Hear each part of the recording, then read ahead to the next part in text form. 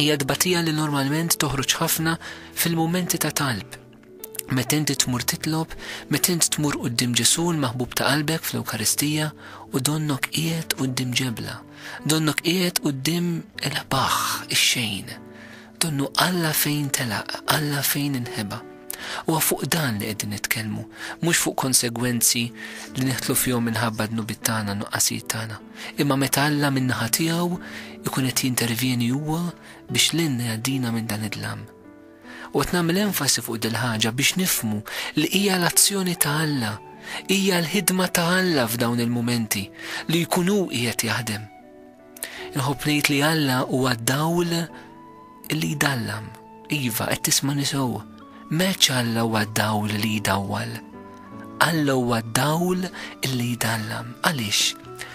Prova għamel esperiment, oħroġ daqsxejn u ħares iffissa lejn ix-xemx fl-ofsinhar. X'aktarx ma tarax. Mhux għax ix-xemx mhix hemm, imma x'tant hija preżenti hemmhekk illi tħalli dak l-effett fuqek. U dawn il-mumenti nistgħu nifhmuhom dan il-mod li Alla mhux preżenti, imma x'tant huwa preżenti fil-ħajja tiegħek, għax tant qiegħed hemm illi ġelek li ma tħoss il-preżenza tiegħu. U meta nħarsu lejn ix-xemx fl-ofsinhar għandha tfakkarna f'din il-ħaġa. Normalment Ġesu jidħol f'relazzjoni magħna fil-ħajja spiritwali tagħna b'tali mod li jagħtina idowwaqna ħafna ħlewiet. Il-qalb tagħna tibda ssib ħafna mistrieħ, ħafna ferħ, ħafna serħan, ikollna esperjenza qawwija tal-Ispiritu Santu. B'xi mod hija l-esperjenza ta' Ġesu li għadda minna fil-mamudija, kif ħanaqraw fil-Vanġelu ta' dan il-weekend.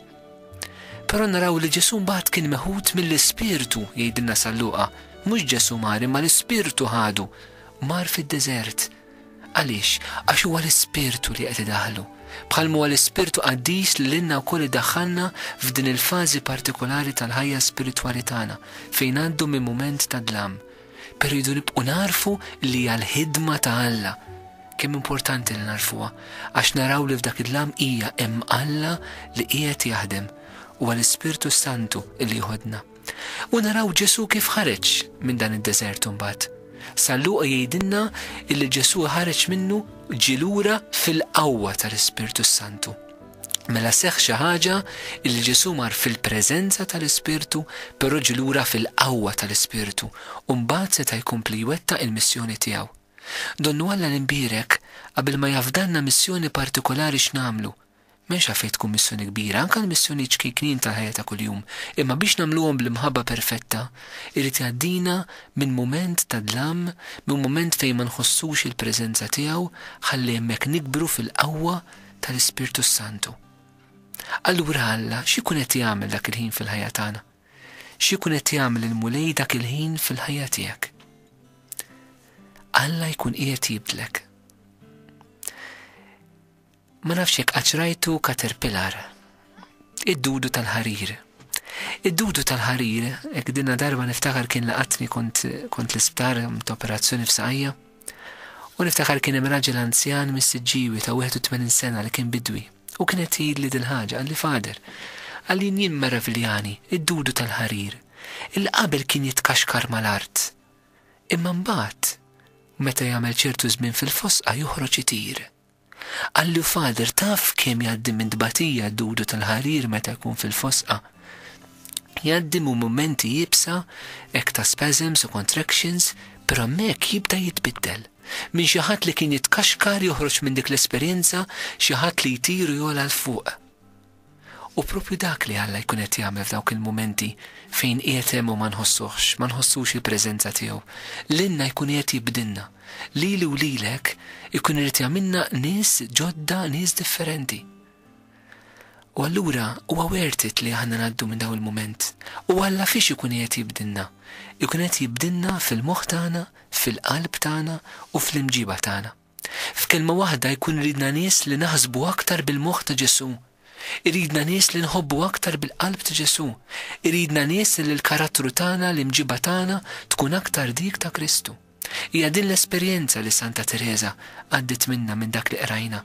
f'mumenti ta' dlam fejn ma setax tħoss aktar il-preżenza talla, fejn li taħseb dwar Alla kien turment, fejn ħajrita rata bħala mina li tgħaddi minna imma dejjem fid-dlam u donnu d-dawl ma jistax jitfaċċa, propju hija kif rajna fl-ħsieb, ix-xewqa tagħha x'kienet. Ix-xenqet aktar għall-preżenza ta' Ġesu f'ħajjitha, kif rajna fis-salm, Alla tiegħi int, lilek ħerqan infittex, ruħi bilaċċ għalik imxenna jiena.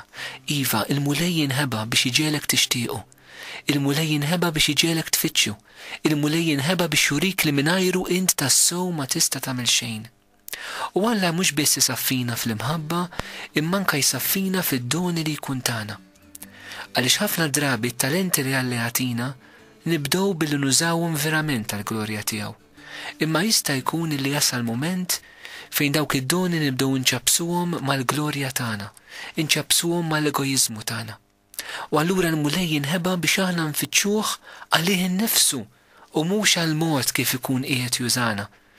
Infittxuh tassew għal dak li hu, mhux għal dak li jagħtina. Infittxuh tassew għal ixmiet għalina, għaliex iħobbna u mhux għal dawk li aħna nistgħu nigwadanjaw minn fuq daru. Għax Alla jitlob minna din l-imħabba tant perfetta. U din l-imħabba tikber fina b'mod li kibret anka f'Ġesu msallab, li turina tant b'mod sabiħ Santa Teresa tal-Bambin Ġesu, fejn hija setet taraf illi dik id-dalma spiritwali li hija kienet għaddejja minna setet tingħaqad ma' Ġesu msallab u toffrija għal dawk illi minħabba dnub tagħhom saru qatiji, ċaħdu l-fidi, ċaħdu l-Kristu u ċaħdu l-Alla. Allura hemm differenza. L-atiju qed ibati minn dalma minħabba dnub, imma hija qed tbati d-dalma minħabba l-imħabba. U x'għamlet? Dil-imħabba offrita għal dawk li ma jemnux. U kemmu sabiħ kieku aħna kienna neħtlu f'dan il-ħsieb ukoll u f'din l-attitudni. Li meta aħna l-Alla nħossu ħilbot minna, niftakru f'dawk li ċaħduh u noffru din id-batija tagħna biex huma isibu l-mulej. U jekk nagħmlu dan, il-mulej jagħtina slim. U dan is-slim mbagħad nistgħu tassew noħorġuh fi gratitudni. Gratitudni anke issa fil-programm ħanaqsmuha flimkien permezz ta' poeżija li anke kitbet Muna żmien ilu li adattata ferm fuq dak li qed nitkellmu dwaru llejla.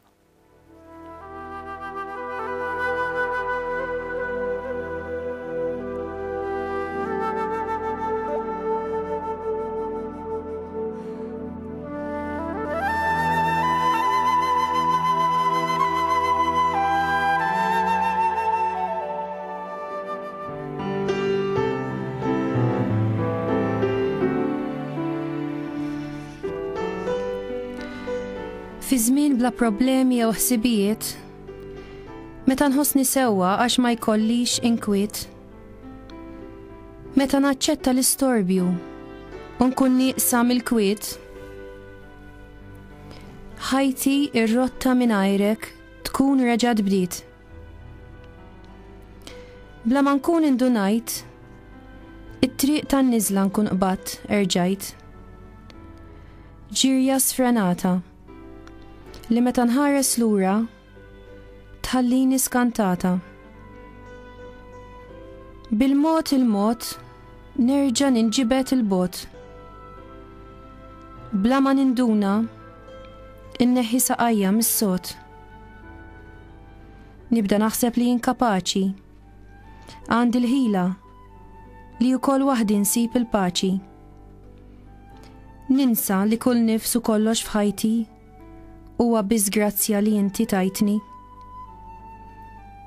Bdana nintebaħ fid-dwejjaq jew fl-uġieħ ta' xi mart jew inkwiet li nerġa' nsib ruħi fih. Ma' kull taħbita qawwija ta' qalbi nerġa' nixxenna għalik u inti terġa' tisma' talbi. Għalkemm ingerger għal problemi nitolbok tibqa' tagħtini semi għax bidju fiti malar ninsik u ma nibqax nofri l-ġurnata tiegħi għalik. Iżda fid-deżert tal-ħajja tiegħi inħossni dejjem tiġi tiltaqa' miegħi. Pass pass it-triq turini. fil-waqt li bil-faraġ il-qalbi timlili.